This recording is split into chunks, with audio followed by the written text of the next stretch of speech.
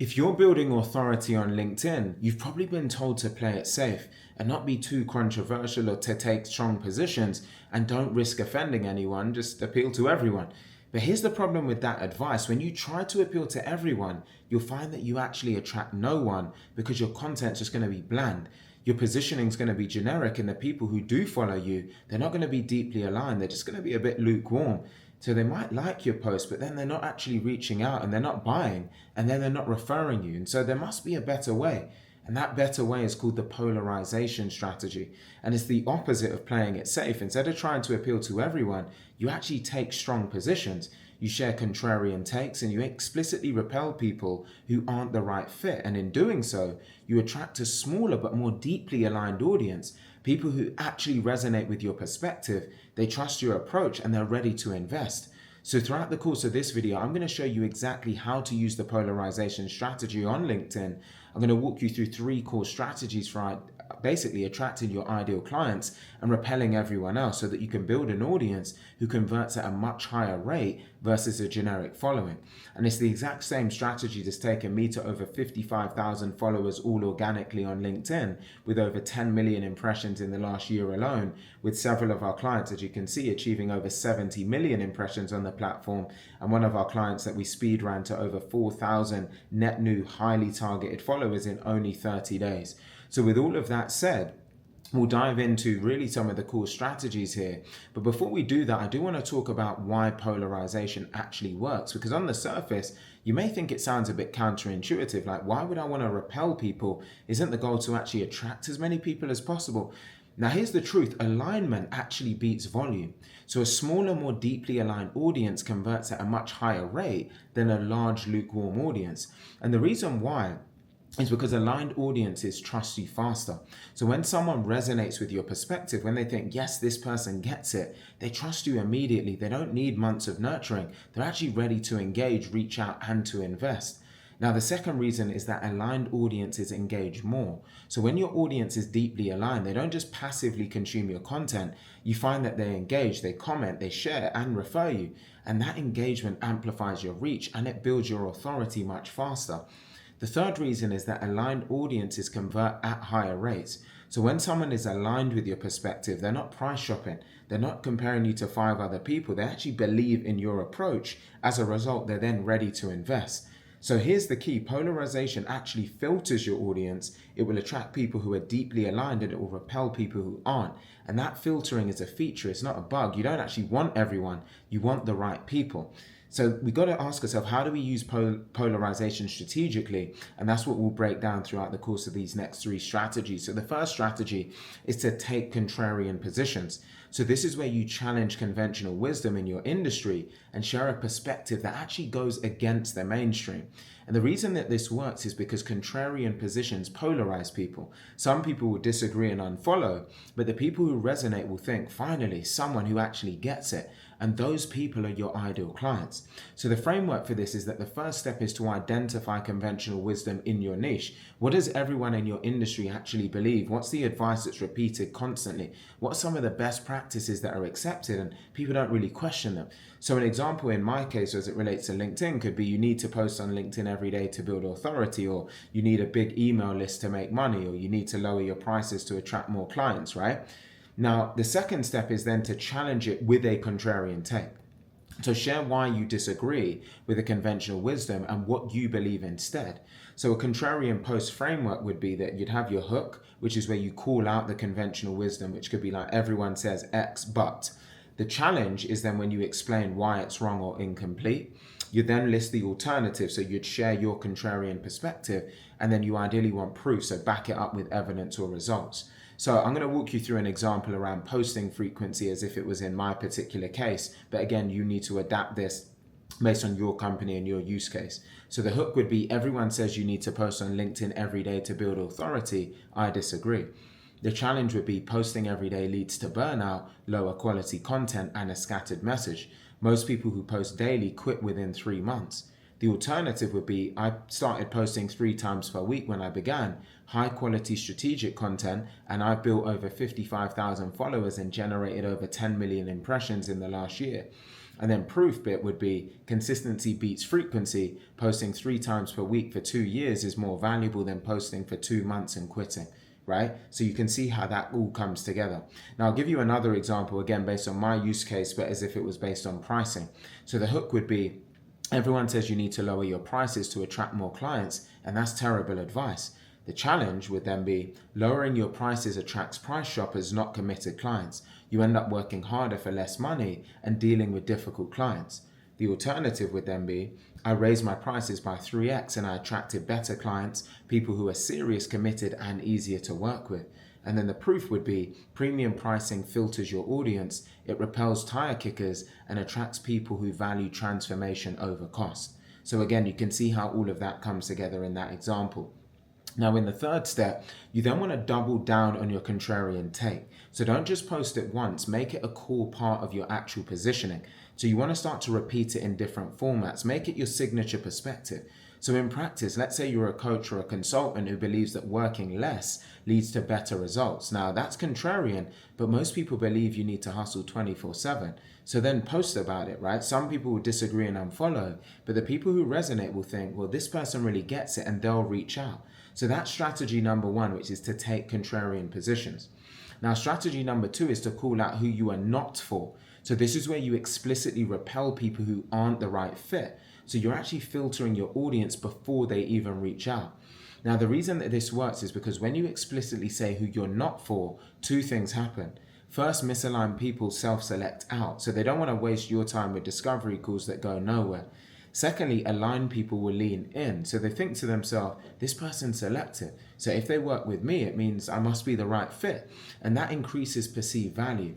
So here's the framework for this one. The first step is to define who you're actually not for. So be specific. Don't just say I'm not for everyone. Just call out the specific characteristics, the mindsets, or the situations. So for example, you could say, I'm not for people who want a quick fix. I work with clients who are committed to long-term transformation. Or you could say, I'm not for beginners. I work with established coaches who are ready to scale to 7 figures. Or you could say, I'm not for people who want cheap. I work for clients who invest in premium solutions. So those are just a few examples. And then start to share this type of stuff in your content. So don't hide this in your about section. Actually make it visible in your posts who I'm not for. So a hook could be, for example, if you're doing a post of this nature, I'm not for everyone, here's who I'm not for. And then you could have a list section which says 3 to 5 specific types of people who you don't work with. And then you can have a why section where you briefly explain why. It could be misalignment, different values, wrong stage. And then you can explain who you are for. So end with who you do actually work with. So an example of this could be where you would write, I'm not for everyone, here's who I don't work for, basically. People who want a quick fix, right? I work with clients committed to 12 to 18 months of strategic execution. People who want cheap, my clients invest 25K plus because they value transformation. And people who want me to do everything, I work with clients who are ready to implement, not to delegate everything. And when you say things of this nature, it can really help you to create an effective filter. And you can list this in different parts. Maybe you put this as a part of a video sales letter on your website in some way. You just have one sentence even aligned to this. There's various different ways of going about it, but the overarching message is to have some kind of filter here. Now, the third step, as I lean onto this, is that you got to ask yourself, when someone reaches out, you want to reference who you're not for within your criteria to position you as selective, and it ensures alignment. So even when someone does reach out to you, you can potentially just say something like to them, well, thanks for reaching out. Before we jump on a call, I want to make sure that we're aligned. I work with ideal client criteria. Does that sound like you? So if you are, for example, a coach consultant, you only work with established businesses, you could post the fact that you don't work with beginners. Now, some people are going to unfollow you, but the people who understand they're established, they're committed and ready to invest, they'll think this is exactly who I need. And then when they reach out, it'll be a lot easier for you to have a streamlined conversation versus needing to go through that filtration process that I just mentioned. Now, strategy number 3 is to share your strong opinion. So this is where you take a stand on topics that matter to your ideal clients, even if it means some people will disagree. Now, the reason that this works is because strong opinions basically create connection. When you share what you believe, not necessarily only what you think people want to hear, you'll attract people who believe the same thing. And those people will become your most loyal audience. So the approach for doing this in the few steps would be step number 1, to identify your strong opinions. What do you actually believe deeply about your work, your industry, or your approach? What hills are you really willing to die on? So it might be, again, in the case of my business, I believe consistency beats intensity every time. Or I believe most people don't need more tactics, they need a better strategy or execution. Or I believe high ticket offers are more ethical than low ticket offers because they deliver real transformation. These are just all examples of strong opinions that you could consider. So think about ones for your own. The next step is to just share them unapologetically, right? So don't soften your opinions, don't hedge. Share what you believe and why, right? So a framework for this could be that you have a hook, which is where you state your opinion boldly. I believe X and here's why. Then you state your reasoning, actually explain your logic. Then you explain the contrast, so show why the opposite is wrong or incomplete. And then the last step is you'd have an invitation, so invite people who agree to actually engage, right? So an example of this, if we were to talk again about that example of consistency beats intensity, the hook could be, I believe consistency beats intensity every time, and most people get this backwards. The reasoning would then be, people think that they need to post every day, engage for hours, and hustle 24/7, but that leads to burnout, and when you burn out, you quit. And when you quit, you lose all momentum. The contrast could be posting 3 times per week for 2 years is infinitely more valuable than posting daily for 2 months and quitting. Consistency compounds, intensity doesn't. And then the invitation could be, if you agree, drop a 100 in the comments, right? Like an emoji, a 100 emoji. Another example could be strategy beats tactics, right? That's the headline. So the hook for this could be, most people don't need more tactics, they need a better strategy. The reasoning could be, I see coaches and consultants obsessing over the perfect headline, the perfect hook, and the perfect CTA, but they don't have clear positioning. They don't actually have content pillars, and they don't have a conversion process, so the tactics don't work. The contrast section could then be, tactics without strategy is just noise. Strategy without tactics is just theory. You need both, but strategy comes first. And then the invitation could be, if you've been chasing tactics without strategy, this is your sign to step back and to build the foundation. Now, the third step of this strategy is to make your opinions a part of your brand. So don't just share them once, make them recurring themes. Let people know what you actually stand for. So in practice, let's say that you believe that high ticket offers are more ethical than low ticket offers. You post about it, right? Some people disagree and argue in the comments, but then the people who agree think this person gets it, and they'll become your most engaged followers. So that's the third strategy, is to share your strong opinions and do it frequently. So if we're to put all of this together now, the first strategy is to take contrarian positions. So identify conventional wisdom in your niche, challenge it with a contrarian take, and then double down on your contrarian perspective. The second strategy is to call out who you're not for. So define who you're not for, share it in your content, and then use that as a filter in your sales process. And then the third strategy is to share your strong opinions. So identify what your strong opinions are, what you believe deeply, share them unapologetically within your content, and then make your opinions a part of your brand, right? And so when you're going about doing that, you're going to see a lot more consistency and a much more engaged following. Now, I do want to address a common concern here, which is the fact that some people might be thinking, well, won't polarization actually offend people? Won't I lose followers or potentially damage my reputation?